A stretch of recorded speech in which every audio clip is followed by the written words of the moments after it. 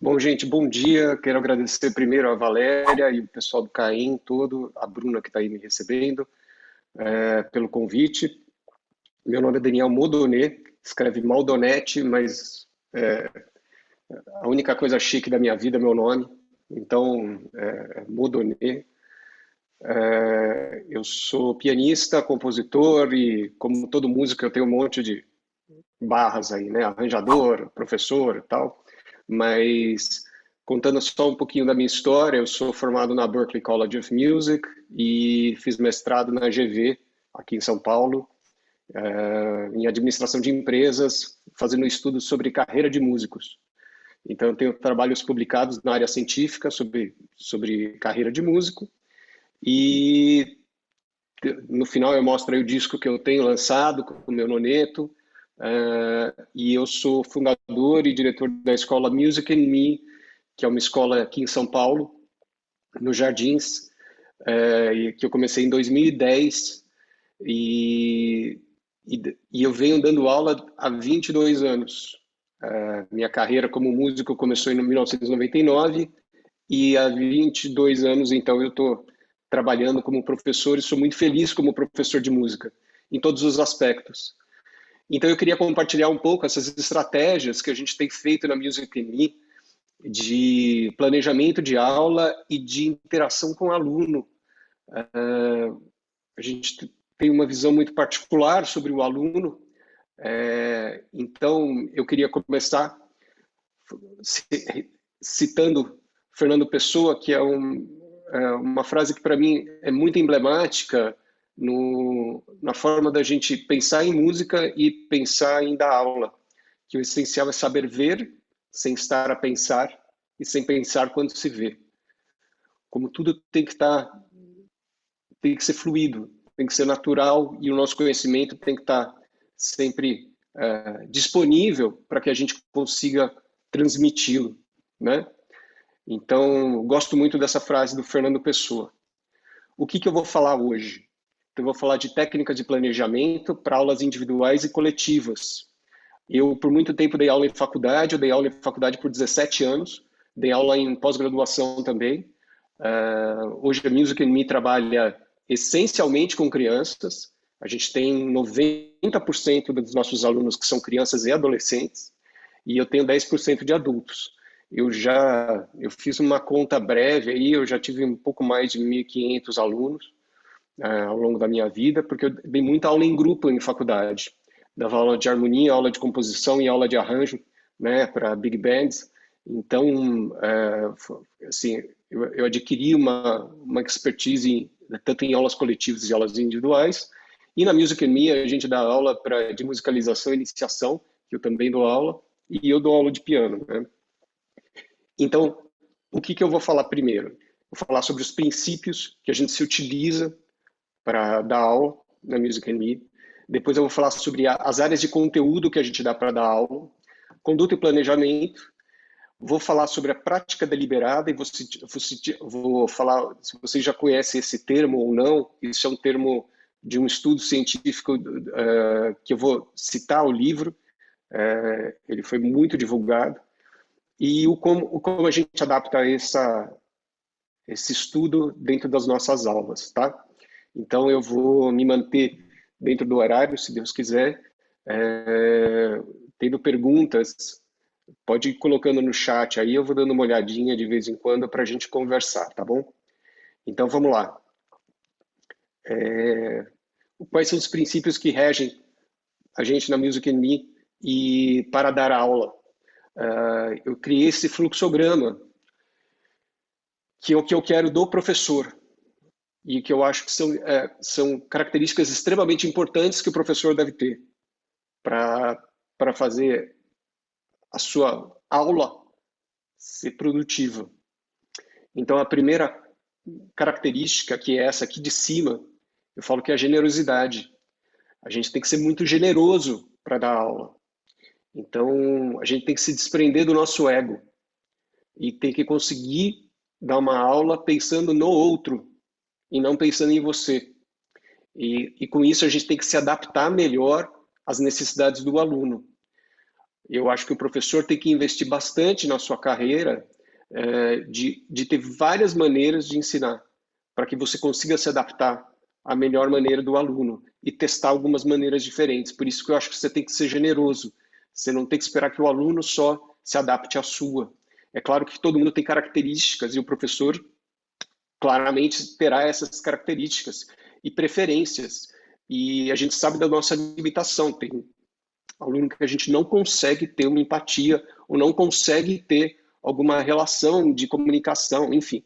Vai ter sempre algum aluno que a gente não vai conseguir isso, mas a gente tem que usar de ferramentas diferentes e por isso eu acho que a gente tem que ser generoso. Eu acho que o professor tem que ser responsável. Ele tem que ser responsável em assumir os compromissos que tanto a escola pede quanto o aluno pede. Então, ele não pode se vitimizar. Ele tem que se assumir como parte do processo quando ele é bem sucedido ou mal sucedido. Ele é responsável por isso.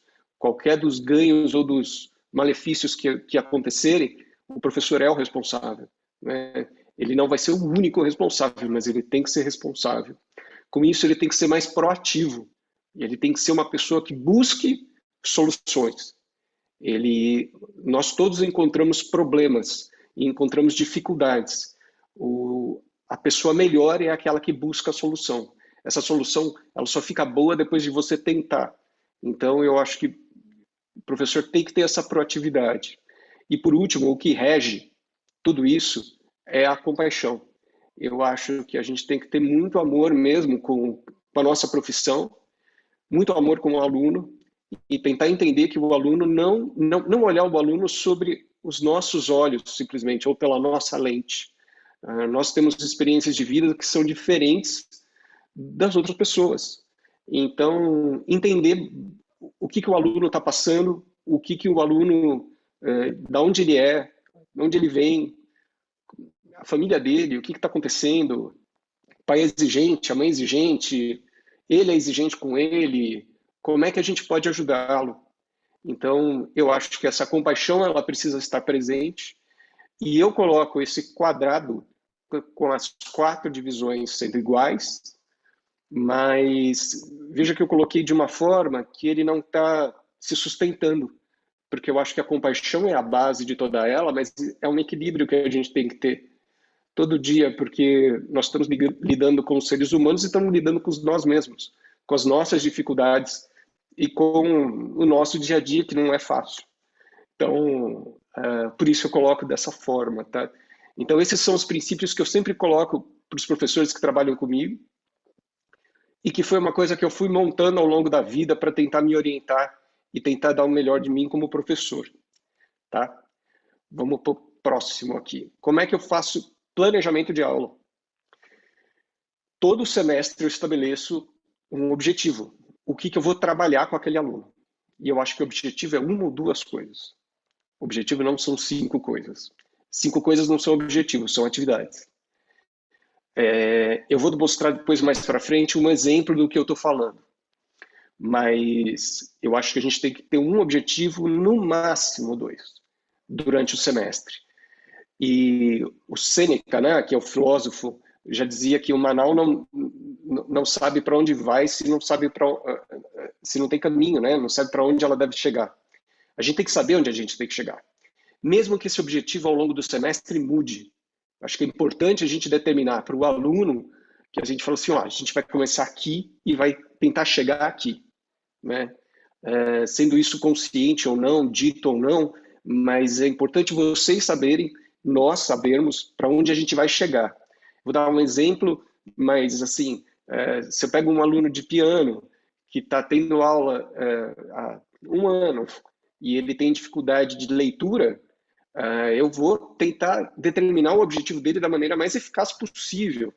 Então, por exemplo, em 6 meses, eu quero que ele leia bem semínima, mínima e semibreve. E é isso. Eu acho que em 6 meses é viável fazer isso. Acho que é viável. A partir desse objetivo, eu vou fazer o meu plano de ensino.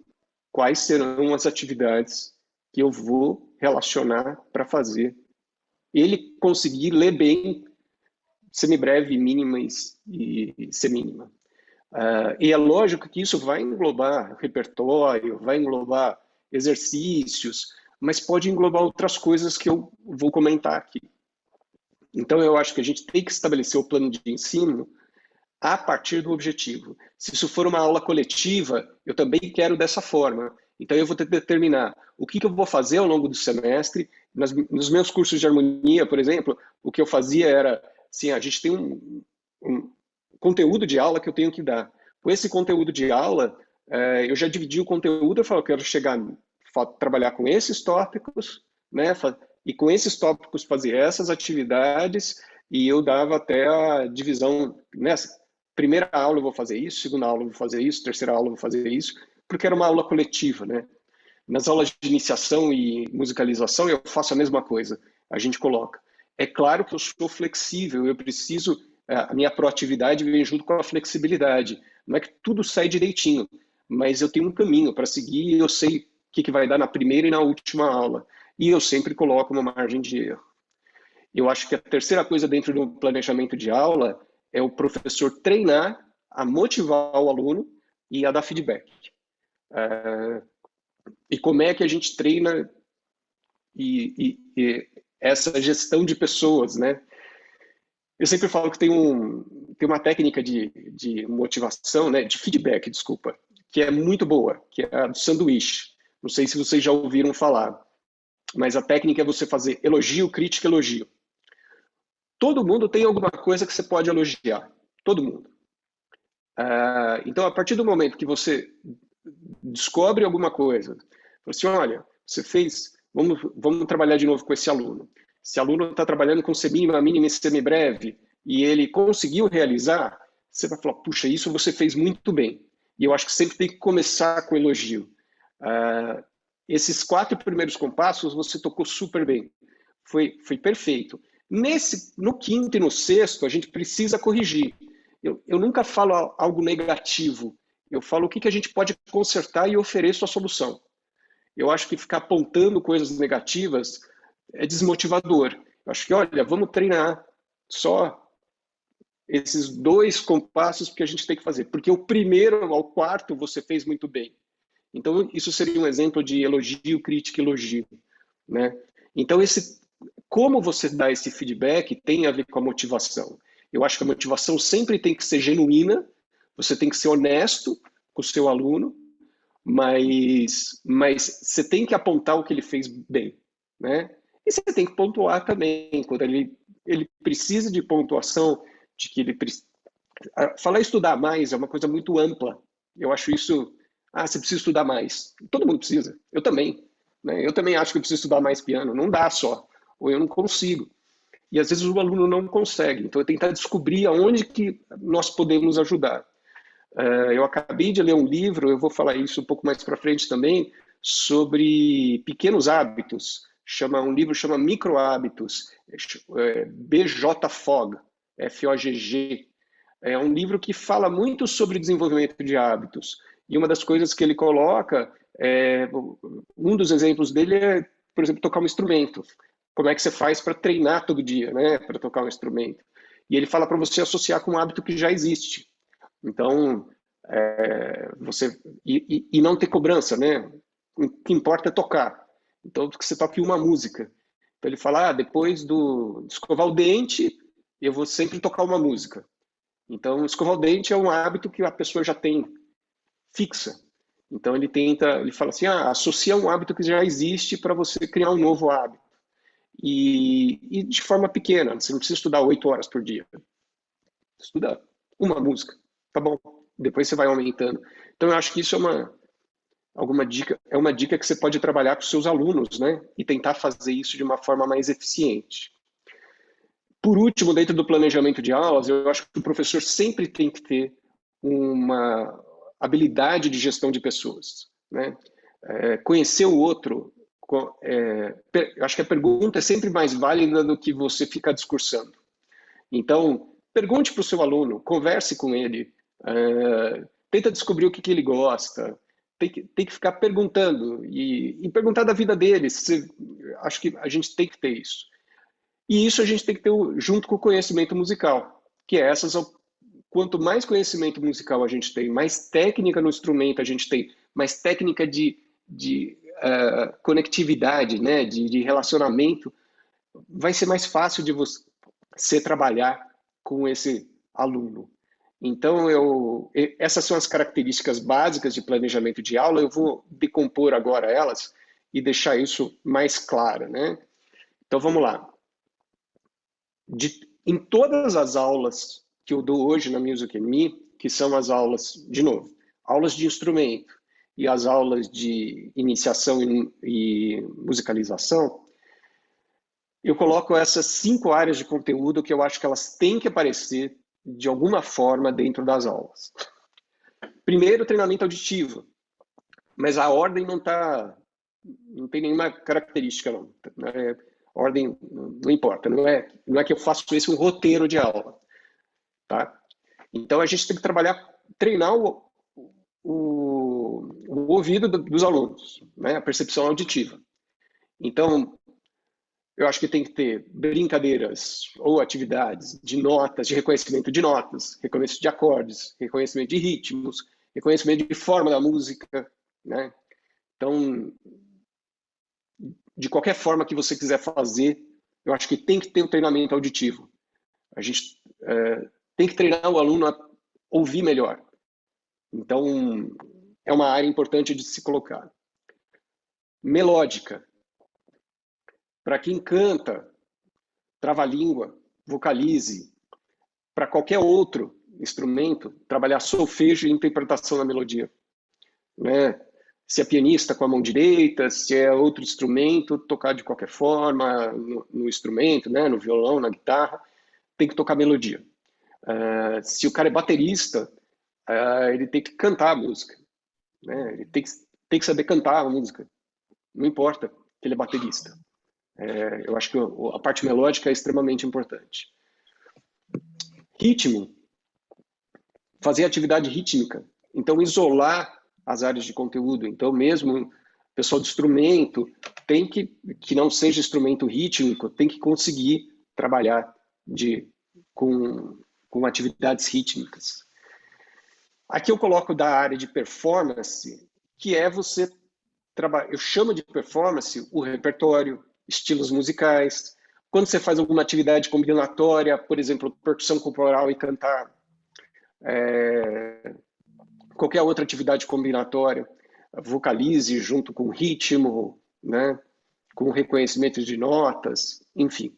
Acho que aí as áreas, estamos falando de uma maneira geral, mas as áreas que estão, as atividades que você já faz, você pode combinar e ter uma produtividade maior.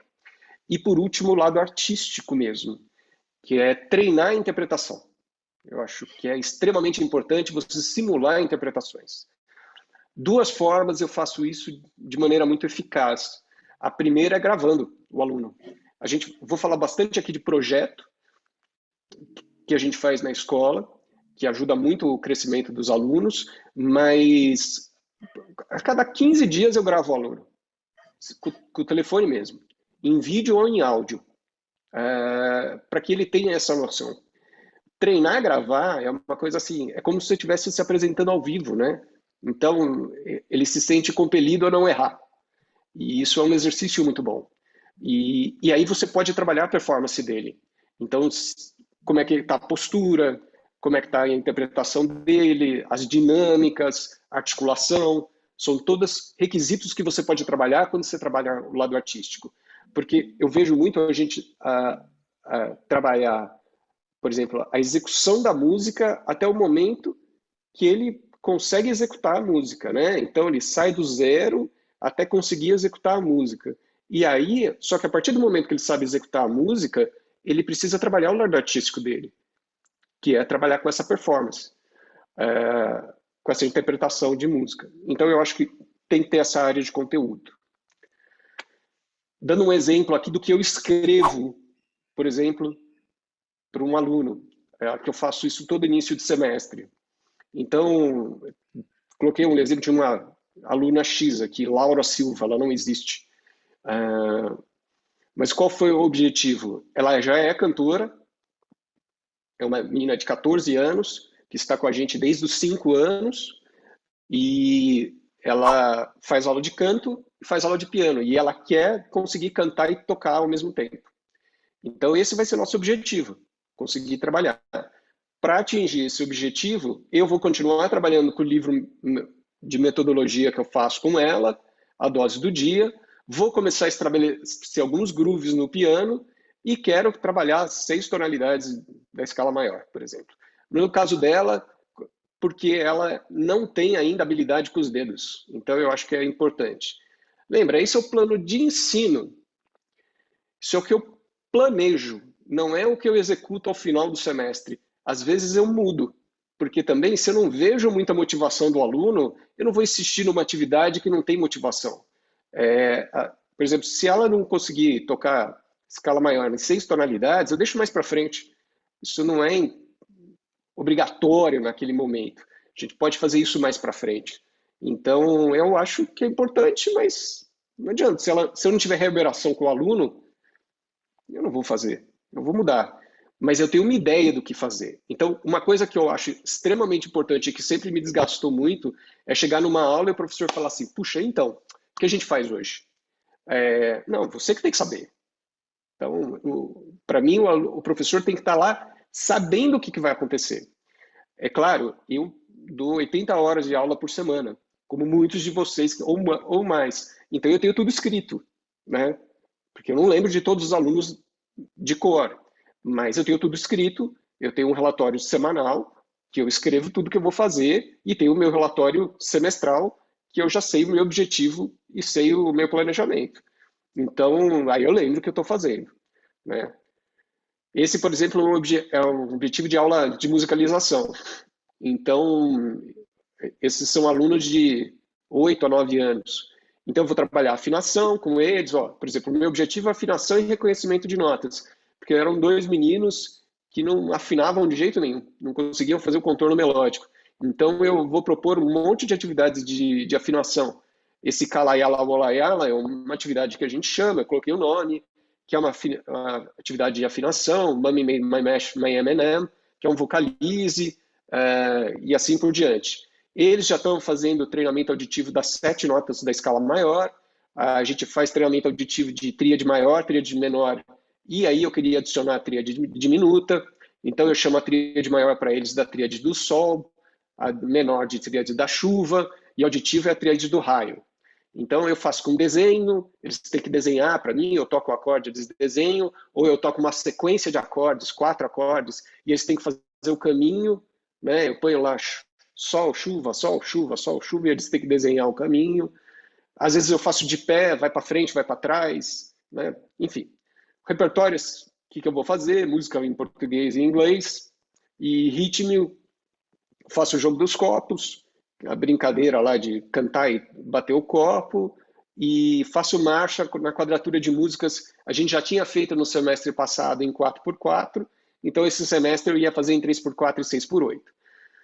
A partir disso que eu tenho, eu tento, lógico, especificar ainda mais e determinar quais são as músicas que eu vou fazer de repertório e quais são as músicas que eu vou fazer na marcha, que podem ser as mesmas até do repertório, não tem problema. Mas eu vou tentar ser o mais preciso. Quanto mais organizado eu for no início do semestre, menos trabalho eu tenho no meio do semestre, porque daí eu só tenho que flexibilizar o que está dando certo e o que não dá. Então, isso vai ser bem importante para mim, tá? Qual que eu acho que são os diferenciais do professor, né? E o que eu busco e peço para os meus professores fazerem junto comigo. A gente tem que ter uma escuta empática. Se a gente faz treinamento auditivo com os alunos, a gente tem que fazer o treinamento auditivo conosco mesmo. Isto a gente tem que entender o outro. A gente não pode ser só querer falar. Eu acho que assim, e essa escuta, quando eu falo, é exatamente assim, estou dando uma atividade para o aluno, você vê que tentei 1, 2, 3, 4 aulas, não está motivando, o aluno não precisa verbalizar para mim que não está motivando. Vamos buscar outra coisa, vamos ter um repertório de atividades diferentes, seja isso em aulas individuais ou em aulas coletivas, mas não está rolando. Vamos tentar uma coisa diferente e tentar perguntar. Eu acho que tem que perguntar para o aluno. Eu acho que tem tanta atividade, E cabe a nós termos um vocabulário diferente para conseguir atender algo que motive esses alunos, né? Então, ter essa escuta empática, assim, não achar que tem que ser do seu jeito e tentar entender o que o aluno está precisando naquele momento. De novo, eu acho extremamente importante fazer o planejamento, mas eu acho extremamente importante ser flexível nesse planejamento, porque daí você vai ter uma noção do que está acontecendo com o aluno. Uma coisa extremamente importante que pode acontecer nessa escuta empática é que o exercício ou a atividade está muito difícil para ele. Então, a decomposição da dificuldade é sempre uma técnica importante de ser aplicada em qualquer contexto. Então, uma coisa que você quer evitar sempre é que, assim, uma música está tocando, o aluno está tocando alguma música, e aí você quer que ele está com dificuldade, vamos supor, no compasso 23. Eu não preciso começar do compasso 1. Vamos fazer só o 23. Né? Então, primeiro, a repetição burra só por ela não faz o menor sentido. Vamos fazer a partir do 23. Né? A segunda coisa é assim, o que tem no 23 que está dando a dificuldade? Então, dando um exemplo de um pianista, se é tocar com as duas mãos juntas, então vamos treinar com as duas mãos separadas. Se é um andamento, vamos diminuir o andamento. Se são as duas coisas, vamos fazer as duas coisas. Mas o que a gente tem que treinar, o cérebro tem que conseguir acertar a atividade. Só assim, primeiro, ele vai ter prazer. Segundo, ele vai entender que ele está fazendo certo. Ele entendeu o que é o certo. Então, ele tem que treinar o certo, nem que ele seja de forma decomposta. Isto é, só a mão direita, só a mão esquerda, ou mais devagar, enfim. Mas ele tem que começar a acertar. Então, quais são as camadas que a gente precisa tirar? Né? Então, é o quê? É as duas mãos juntas? É o andamento? É o dedilhado? Quais são? O que mais que está dificultando a vida dele? Então você vai tirando, vai diminuindo, até chegar no ponto que ele consiga acertar. Se é um trecho inteiro, vamos diminuir, vamos trabalhar só 4 compassos. Se são 2 compassos, vamos trabalhar só 2. Se é uma música, é a letra da música, vamos trabalhar só aquele trecho da letra da música. Né? E sempre falar coisas positivas. Né? A ideia de entusiasmar o aluno, de novo, tem muito a ver com a sua personalidade e com a sua sinceridade na hora de elogiar. E se ele conseguiu fazer, ele merece o elogio. Não importa o quanto aquilo foi simples. Quer dizer, se decompôs a dificuldade para que ele consiga acertar, mas se ele conseguir fazer, você tem que elogiar. Tem que elogiar. O poder do elogio é muito grande. Ele tem um efeito profundo no aluno. Todo mundo gosta de ir em lugares que as pessoas o elogiem e que ele perceba crescimento, mas tem que ser genuíno. Você não vai elogiar sem ter razão, né? Só para ele continuar. Não, mas você tem que achar um ponto que ele consiga realizar e que ele obtenha o sucesso. Então, eu sou muito a favor de sermos sinceros com os alunos. Mas sinceridade não quer dizer nos seus olhos, né? A sua visão. Falar assim, nossa, mas eu estou com aqui 50 anos de idade e já eu sei o quanto esse aluno não sabe nada. Não, e daí? Eu quero ver, na verdade, olhando pela perspectiva dele, que saiu do ponto A, que é não conseguir tocar aqueles 2 compassos, e em 10 minutos a gente conseguiu fazer ele tocar aqueles 2 compassos só com a mão direita. Poxa, já conseguiu, tá ótimo. E tem que falar isso para ele. Então, isso em qualquer atividade. No exemplo do piano aqui, só para ser mais fácil. Porque eu acho que o aluno tem que sair com a sensação de crescimento da aula. É assim ele tem vontade de voltar. Eu também, eu sou assim. Eu vou em aula que eu acho que eu aprendi alguma coisa e que eu consegui me sair bem de alguma coisa. É claro que eu não vou sair bem em todas as aulas. E você pode comentar isso com o aluno. Isso não vai acontecer sempre. Mas eu tenho que ajudar. Né? Eu tenho que ajudar. Às vezes tem que pontuar, às vezes tem que dar um puxão de orelha mais forte, no sentido figurado, pelo amor de Deus, gente. Né? Mas, de maneira geral, o aluno tem que sair com a sensação de término, ele tem que sair feliz da aula. Tá? Então, acho que a gente tem que trabalhar com isso. E eu acho que a conduta do professor, ele tem que se equilibrar muito bem entre a experiência e o egocentrismo. O que eu digo por egocentrismo? Eu já tive vários professores, tanto que trabalhavam comigo, quanto que me deram a aula, que adoravam contar histórias. Eu entendo. Acho super importante compartilhar sua experiência com o aluno. Acho que é extremamente válido. Você só precisa verificar a dosagem disso, né? Então, se, por exemplo, na Music Me, a gente faz um esquema de aulas um pouco diferente. A gente tem aulas lá individuais, né? De 30, 45 e 60 minutos. Por quê? Se eu tenho um aluno, por exemplo, de 8 anos que está começando um instrumento, eu não acho prudente ele começar com uma aula de 60 minutos. Eu acho que ele começa com uma aula de 30, porque ele termina a aula com a vontade de querer mais. E não uma aula de 60 que o professor fica contando história para ele. Eu não quero que ele se sinta, assim, que o professor está preenchendo o tempo. Ou que está falando demais sobre si mesmo. O foco da aula é o aluno. Quando você conta uma história, eu acho que a experiência tem que contribuir para o aluno e não para qualquer outra razão externa que deva acontecer na aula.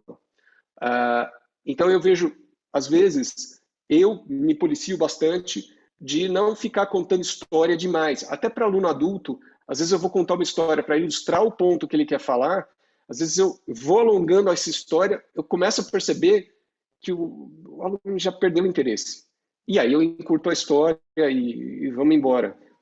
Por mais que eu tenha boa vontade, tento colocar meu ego ali, né? Tirar meu ego e tentar contribuir para a formação dele, às vezes, assim, você vê que não tem essa reverberação com o aluno.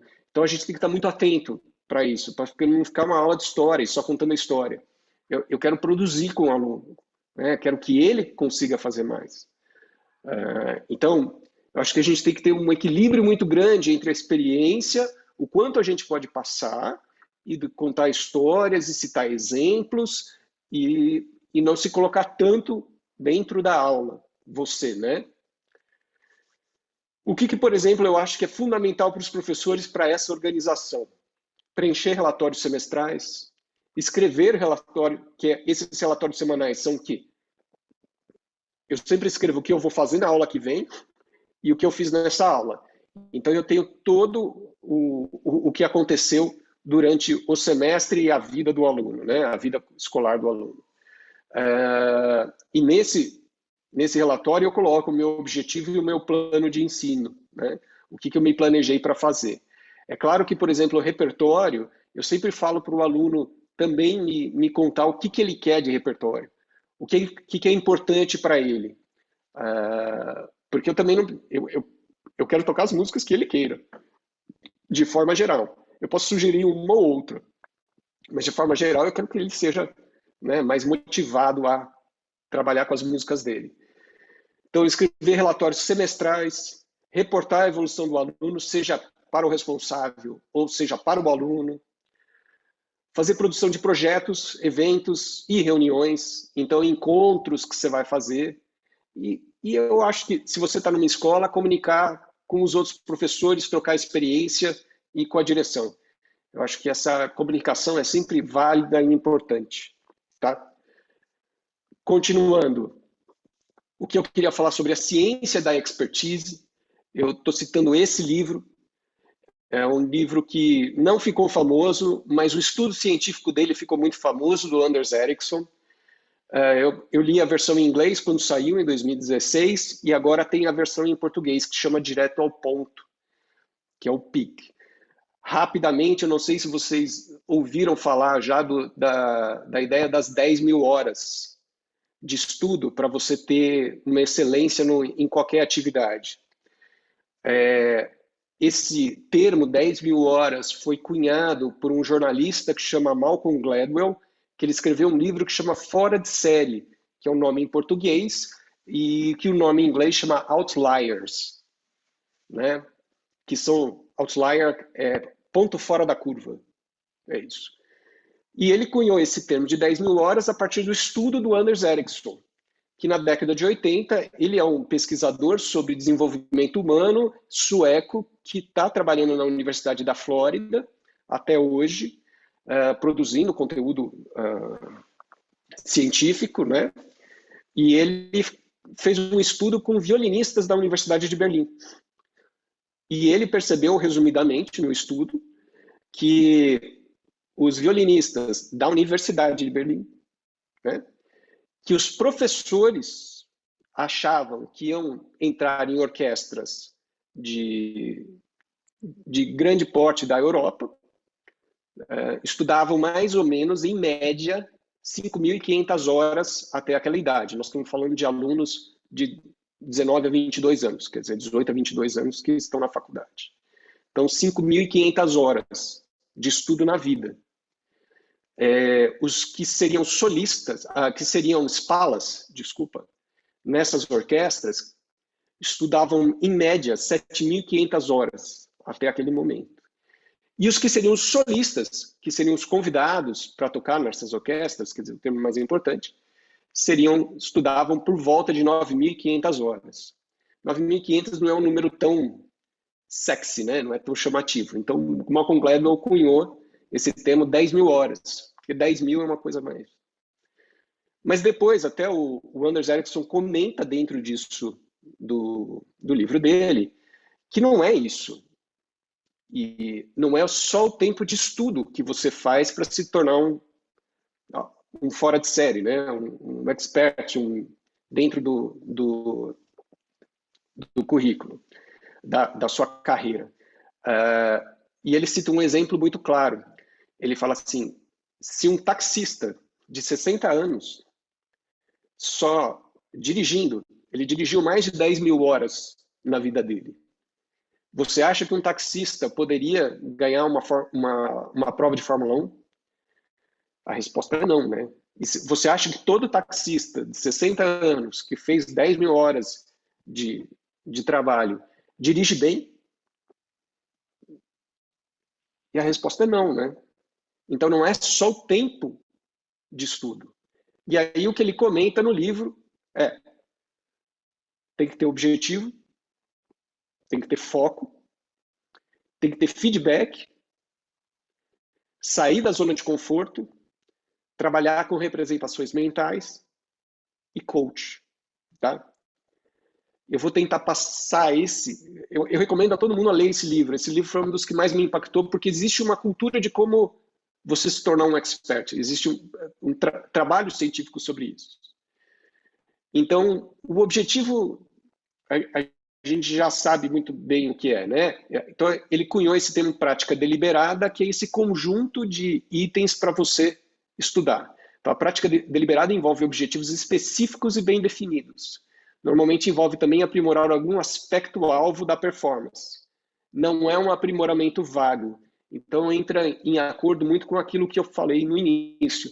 A gente determina o que você vai estudar, né, como aluno. Foco.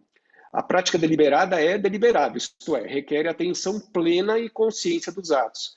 Você raramente melhora sem dar atenção plena à sua atividade.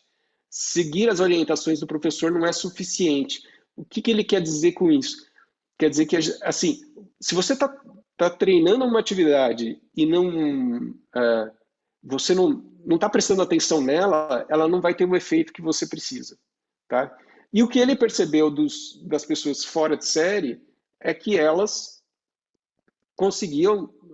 faziam mais do que o professor pedia, né? O feedback, né? Você precisa que alguém te indique o que está errado e o que está certo, né? Então você não consegue descobrir sozinho o que você necessita melhorar ou quanto falta para atingir seus objetivos.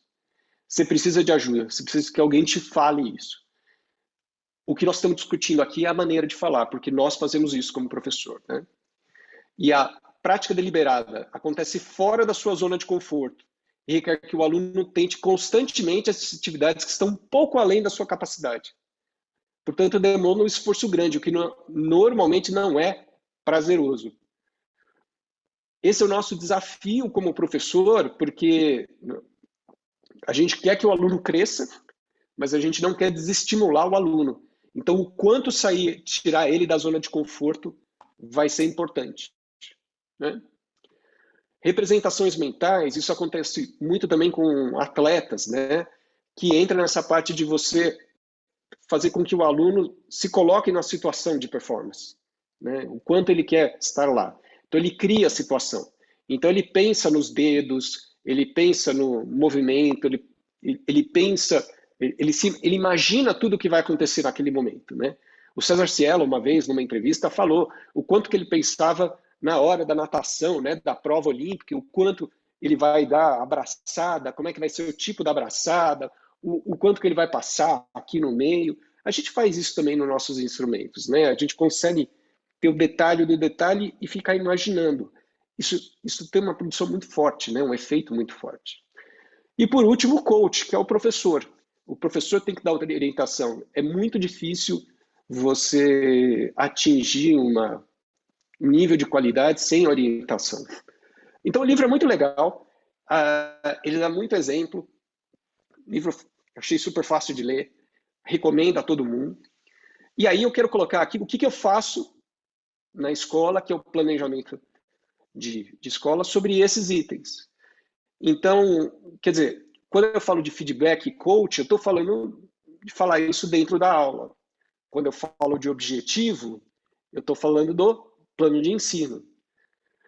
Quando eu falo de foco, conforto e representações musicais, zona de conforto, né, apresentações musicais, representações mentais, desculpa, eu estou falando das apresentações musicais de projetos de gravação que a gente faz na Music, tá? Eu vou no final mostrar rapidinho isso, eu já estou terminando aqui, que eu quero deixar um tempo para perguntas. Eu acho, na minha experiência, que você tem assim, uma característica do aluno, né? Eu tenho um aluno que ele é mais metódico, que ele é mais racional, e ele gosta mais de método, e eu tenho um aluno que gosta mais de repertório, que ele é mais emocional. Então eu tento identificar dentro das características desse aluno por que lado mais eu vou trabalhar ele. E é claro que tem um meio, né? A gente está falando de extremos, mas a maioria está pendulando de um lado e pendulando do outro. O que eu tento identificar é assim, se eu penso que o aluno é mais emocional, que gosta mais de tocar música, de trabalhar com repertório, o que eu quero dele, eu não vou ficar exigindo muito trabalho de método com ele, porque eu sei que não vai dar certo. Eu prefiro trabalhar com mais músicas e selecionar as músicas para que ele consiga progredir. E ao contrário, se eu vejo que esse aluno adora método, que é aquela coisa de você trabalhar uma atividade por aula e ele ter esse sentimento de crescimento, ele é um cara mais racional. Então eu sempre tenho que colocar mais uma música para ele trabalhar o lado artístico dele, porque senão ele fica muito preso ali. Tem que equilibrar. Mas o importante é eu identificar para trabalhar com esses dois lados, tá? Uma coisa que eu acho extremamente importante é buscar a excelência em todas as atividades. Eu acho que o aluno tem que conseguir praticar, tocar certo sempre, porque não importa a complexidade da atividade, porque é com isso que ele vai se sentir motivado. E nós temos que ter uma empatia muito grande por eles e não ser duros com eles. Tem diversas pesquisas que eu não coloquei aqui, mas que já colocam que o desenvolvimento humano, quando ele é mais empático, ele tende a obter mais resultado do que aquele desenvolvimento que é mais opressivo. Aquela ideia do cara, até muito no esporte, né, do cara, você precisa fazer, você precisa brigar, o cara xinga, não sei o quê, enfim, ser um pouco mais ríspido no conforto, no feedback, assim, o que as pesquisas estão mostrando é que isso não tem um efeito tão proveitoso quanto tem um feedback mais empático. Isso não quer dizer que você não precisa ser duro algumas vezes, mas tem que tomar muito cuidado para você não misturar as suas emoções com a mensagem, né? E você ser muito claro na mensagem. Você quer que ele estude mais ou que ele melhore o ritmo. E quanto mais precisa você for nessa mensagem, semana que vem a gente precisa melhorar isso, porque não está bom. Mas isso é o quê? É o compasso em 23 ou 28. Você vai conseguir mais efeito positivo do que você falar, pô, mas você não estuda nada. Então, conseguir... Não tem, e não tem a ver com você, né, o fato dele não estudar. Isso que eu falo um pouco do ego, né? Então, a gente ser empático com o outro, tá? Feliz daquele que gosta do que faz, só assim não tem de trabalhar. O Confúcio falou isso, né? Eu acho que todo mundo que escolhe música escolhe um pouco por essa razão. Mas isso não... A gente tem que, assim, tem que gostar muito do que está fazendo, e eu gosto muito de ser professor. Assim, uma das coisas que me trouxe muito benefício na vida de ser músico é essa capacidade de lidar com pessoas diferentes. E eu gosto muito da performance, adoro, mas gosto muito de ser professor, e eu acho que isso faz toda a diferença na hora de você trabalhar com essas características e tentar melhorar. Eu queria mostrar duas coisinhas para vocês, que eu vou trocar aqui. Deixa eu colocar aqui. Dos projetos que a gente faz, que eu acho importante mostrar. Eu tenho que parar de compartilhar, né? Deixa eu compartilhar de outro jeito. Peraí, gente. Esse é um vídeo que a gente fez, que é um projeto que a gente faz todo ano para o Dia das Mães. E a gente produziu para cada mãe da escola. E os alunos de instrumento gravaram, os alunos de canto gravaram, as crianças gravaram, todo mundo gravou. Deixa eu só compartilhar o som, que eu não compartilhei, peraí. Acho que não vai dar tempo de mostrar tudo. Não. Mostrar esse aqui. Porque eu acho que esses projetos, as apresentações, fazem toda a diferença na hora da gente conseguir tirar o aluno da zona de conforto de uma maneira mais suave. Então, olha só. Mãe.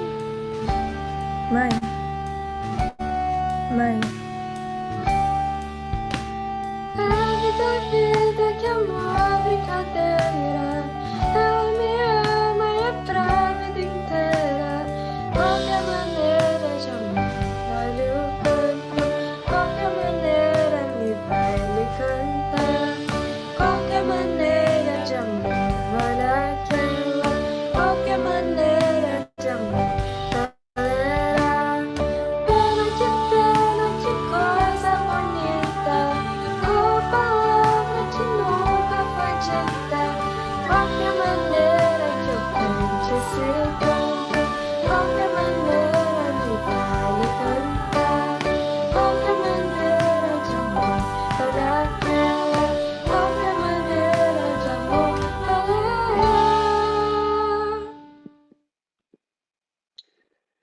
Então, esse foi um vídeo que a gente fez, a gente produziu quase 100 vídeos, porque foi um para cada família. Além de ser um trabalho bonito para fazer com todo mundo, eu fiz o arranjo, os professores gravaram, cada aluno, para o aluno de violão a gente gravou, e o aluno de piano gravou também, a gente fez versões diferentes, então eu acho que isso cria um feedback muito importante, e eu acho que para quem está tendo aula de música, a questão é que a música não é tangível, né? É difícil você mensurar a música e mensurar progresso. Eu acho que com registros de gravação, de apresentação, você consegue mensurar progresso, porque o produto começa a ficar mais tangível, você começa a perceber, né? Isso tanto no aspecto mercadológico, né, de marketing, das pessoas sentirem que o dinheiro dela está sendo bem investido, quanto de crescimento artístico. Você pode comparar o crescimento de 2 anos atrás, de 1 ano atrás para agora. Então, eu acho extremamente importante engajar os alunos em fazer projetos, gravações, apresentações, enfim.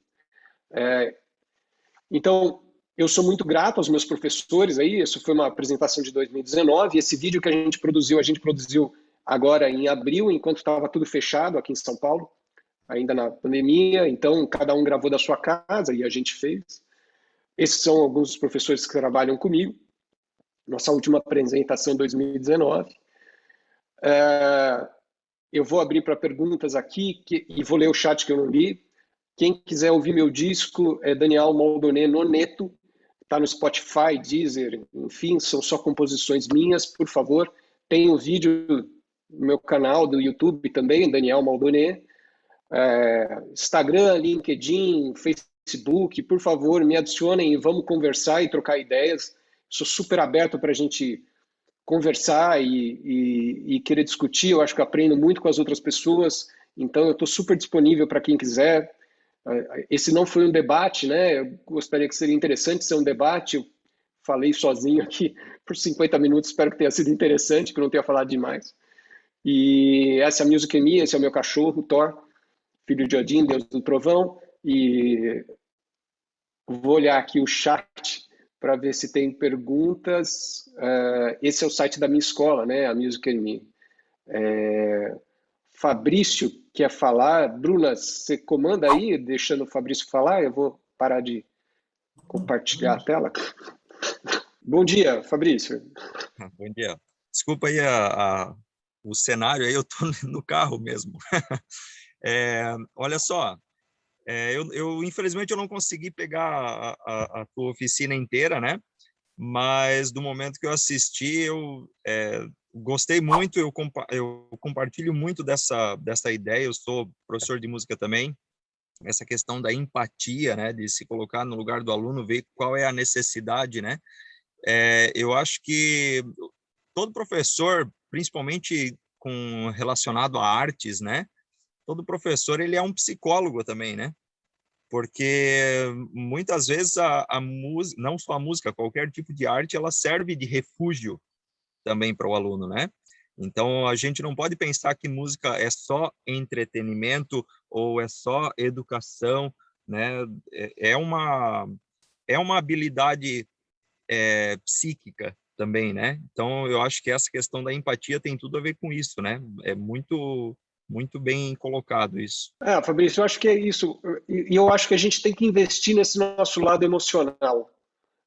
Uma coisa que eu fiz e faço muito é meditação. Eu fiz cursos de mindfulness. Minha esposa é dentista e se tornou facilitadora de mindfulness. Ela faz cursos online.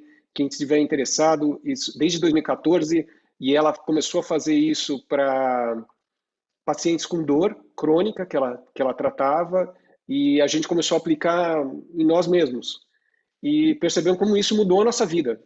Né? Eu tenho uma filha de 16 anos, que vocês viram cantando aí na gravação, e a gente aplica com ela. Vocês sabem que adolescente não é fácil, nem a minha filha é, assim, ela busca autonomia, então ela quer ser contra os pais, não importa o que seja. Então ela medita pouco com a gente, mas a gente medita muito. Eu fiz curso de comunicação não violenta também, de como me comunicar melhor. Eu li muitos livros sobre negociação. E negociação, as pessoas imaginam que seja negociação simplesmente de mercado, né? Mas é negociação nós vamos jantar onde hoje? Vamos negociar. Então, isso acontece muito, vejo isso muito com os nossos alunos. Negociação não é uma coisa relacionada simplesmente a compra e venda, é negociar e você chegar num acordo comum. Então, eu apliquei muito isso e continuo estudando, como eu falei no início sobre os micro-hábitos, né? Eu já li os hábitos, o livro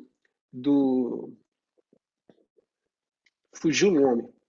São 3 livros, eu li os hábitos atômicos e tem o primeiro do Dweck, que eu esqueci o nome agora, mas porque eu sempre fiquei curioso sobre como é que a gente incentiva mais a ter o hábito. E eu acho que assim, o professor sempre tem que olhar primeiro o que não dá certo com você, né?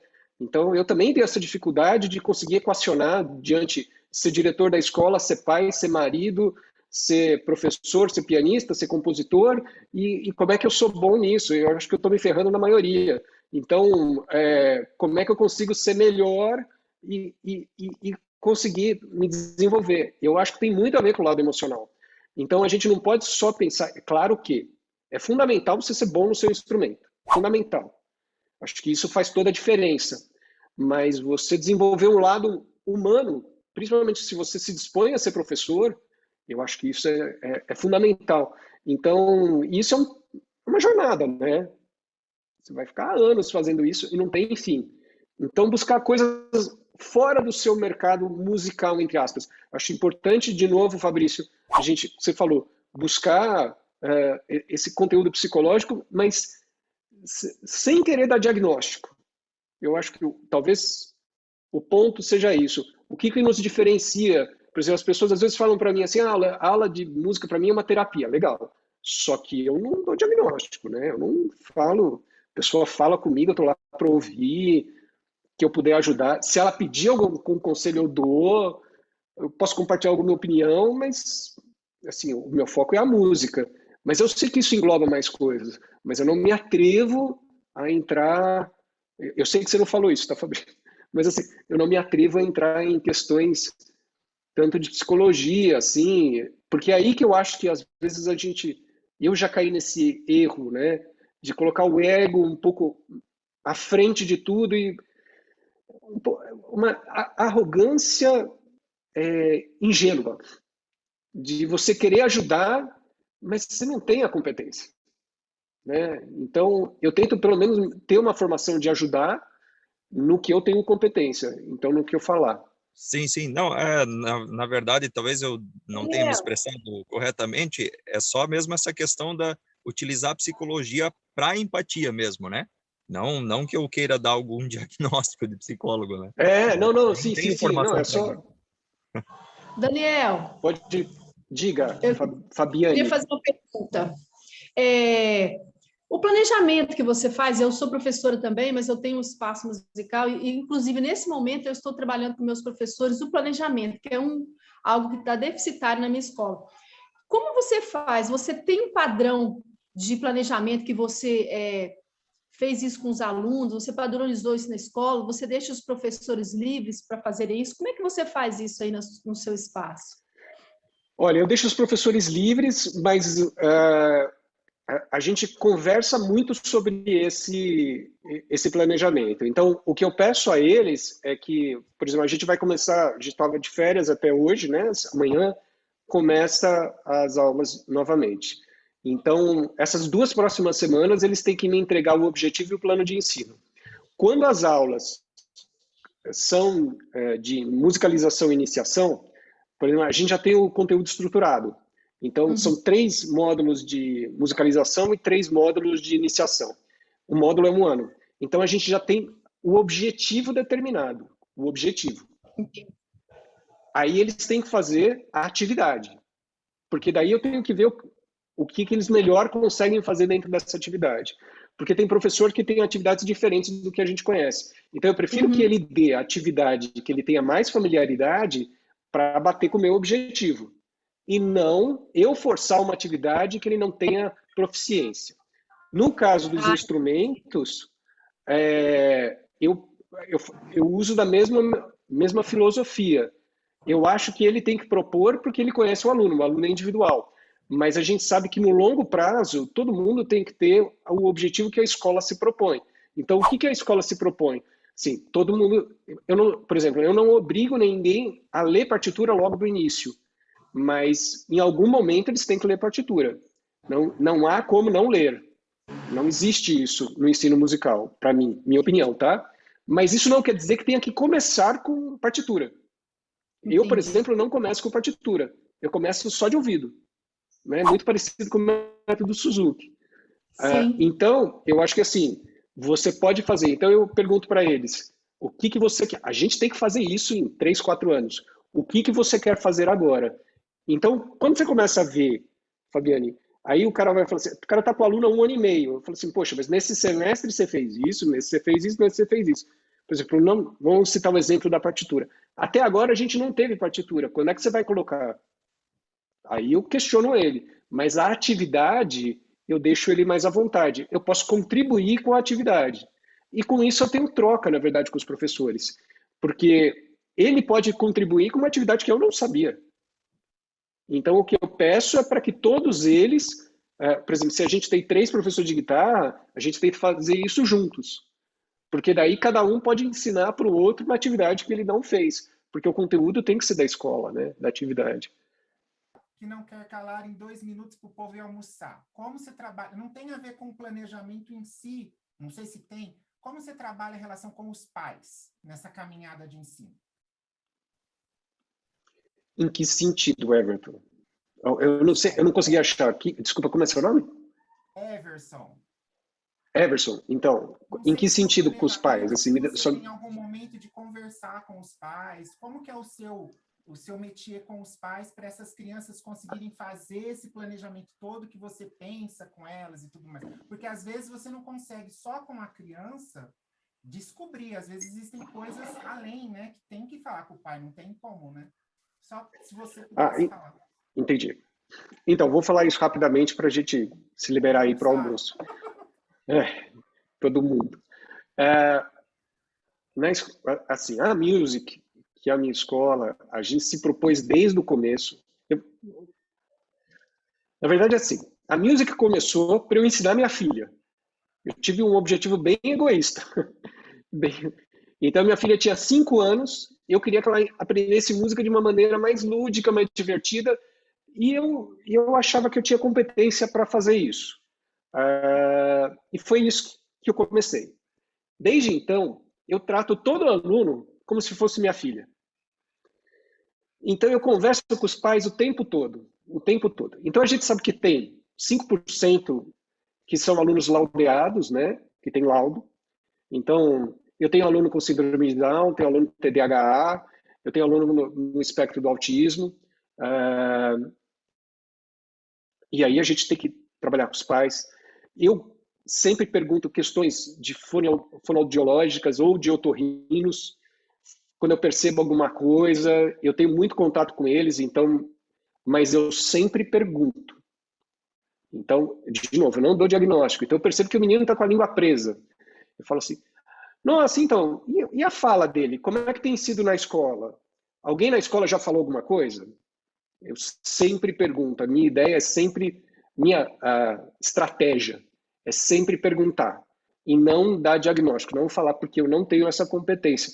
Mas por anos de experiência, eu tenho alguma sapiência aí de como me colocar. E aí eu vou orientando. Quando as atividades requerem, por exemplo, a gente teve esses momentos online, né? Que a escola ficou fechada, eu pedi ajuda para os pais. Então, isso teve uma mudança até na hora de eu colocar a matrícula. Eu pego o telefone de todo mundo, do pai e da mãe, porque eu vou falar com os dois, caso precise de ajuda. E quando eu preciso, por exemplo, para filmagem, né, dos vídeos, eu preciso da ajuda de todos. Então eu mandava, como era do Dia das Mães, eu mandei para os pais. E aí fui verificando. Dá muito trabalho, né? A gente fez quase 100 vídeos, deu muito trabalho. Se é atividade que eles têm que treinar em casa ou tem alguma questão, a gente tem duas estratégias. A primeira é a seguinte: eu distribuo o relatório semestral todo final de semestre. O relatório semestral é parte do componente da obrigação do professor. Então, ele é composto por um texto inicial que é feito pela escola, eu escrevo, tem um layout já pronto, que eu todo semestre coloco esse layout, tem um texto inicial, depois tem as atividades que foram realizadas, a gente já escreveu um banco de atividades, porque as atividades se repetem, então o professor só dá copy-paste sobre esse texto, né? Então ele vai, atividade, como eu coloquei lá, Mommy made my M&M, que é um vocalize. Então a gente já descreveu essa atividade, já está no banco. Então ele só dá o copy-paste e coloca lá. Então as atividades, trava-línguas, aí os projetos que a gente fez, porque todo semestre a gente faz projeto. Então é gravação, apresentação, tal. E aí por último ele faz uma evolução pessoal do aluno. E depois tem um trecho final, que é o de despedida, que é igual para todo mundo. Então a gente tem um layout. Essa evolução pessoal eu leio de todos os alunos. E a gente discute todos, quando necessário. Eu uso o Google Docs, primeiro porque é uma plataforma de graça para a gente fazer, e você pode escrever comentário e indicar para o professor que você fez o comentário. Então, ele recebe no e-mail, tem um comentário sobre o seu argumento ali, sobre o seu texto. E aí a gente vai corrigindo e vai conversando dos dois lados. Tanto que o professor já me convenceu de colocar coisas ali, quanto eu convenci o professor a não colocar. Tá? A plataforma, Analice, eu uso o Google Docs. É de graça, todo mundo consegue fazer. O Word tem que pagar, eu tenho Mac, eu uso Pages, eu não tenho Word. Então é bom uma plataforma que seja de graça e que seja para todo mundo. Everson, se tem questões, por exemplo, particulares do aluno que a gente precisa conversar mais, eu prefiro falar pessoalmente do que colocar em texto. Porque eu acho que a gente faz parte da solução. A gente não se isenta da nossa responsabilidade. Então eu chamo o pai para conversar, ou por telefone, ou pais, né? Pai, mãe responsável, ou a mãe, e começo a perguntar. Então, nós estamos tendo essa questão aqui, estamos tendo isso daqui e tal. Como é que é ele na casa? Às vezes é falta de foco. Então, eu vou lá e falo pontualmente com o pai. Eu não jogo no texto, porque eu acho que a gente tem que ser empático e verificar o que está acontecendo. Com isso, eu já descobri que pai estavam se separando, que a criança estava tendo o mesmo problema na escola. Aí eu pergunto como é que a escola se comportou naquele momento, né? Como é que a gente pode ajudar? Ele está... Enfim, inúmeros, mas ele está sem foco porque ele está com sono, ou porque ele estava com fome, que ele chegava direto da escola. A gente tem muita gente de escola bilíngue aqui, né? Então ele saía de casa às 7 da manhã, saía da escola às 3 e ia fazer aula às 4. Aí teve um aluno que ele tinha fome, ele tinha que comer. E aí a gente falou assim, não, come aqui na cozinha da escola. Sabe? A gente foi descobrindo junto com o pai e com a mãe. Então, e é isso que eu acho que tem que ter essa curiosidade e se colocar como parte da solução. E não só o identificador do problema. O identificador do problema é muito fácil. É o que eu vou parar, viu, Bruno? Eu sei que você já olhou para mim aí, mas é que nem você fala assim, corrigir a vida dos outros é fácil, né? Difícil é corrigir a nossa, né? Então, eu me coloco nessa situação. E se eu fosse, assim, se alguém falar isso para minha filha, e eu já tive problemas na escola com isso, fala, sua filha está fazendo isso. O meu problema com a minha filha foi assim, as notas dela são boas, mas aí eu vou falar com o professor e falo assim, poxa, ela tirou um 7 em matemática. Aí, como é que a gente faz para melhorar? Não precisa, sua filha é ótima. Sua filha, nossa, inteligentíssima, não sei o quê. Eu não quero saber isso. Eu quero saber ajudá-la, ela tem dificuldade em matemática. Não é que ela foi mal, ela não foi mal, mas eu estou vendo que ela está sofrendo. Me ajuda, né? É um sofrimento para ela. Então, eu acho que o resumo, acho que a gente tem que se colocar como parte da solução. Como é que eu ajudo? Bruna, espero ter respondido a Everson. Só para terminar, pessoal, entre em contato comigo nas mídias sociais, me segue aí, que a gente vai conversando. Vocês podem tirar dúvida comigo, será um prazer a gente ir conversando aí. Então, Instagram, LinkedIn, YouTube. Instagram é ótimo para conversar, que tem o direct ali, né? Obrigado a todo mundo, gente. Muito obrigado. Eu não imaginei que teria tanta gente assim.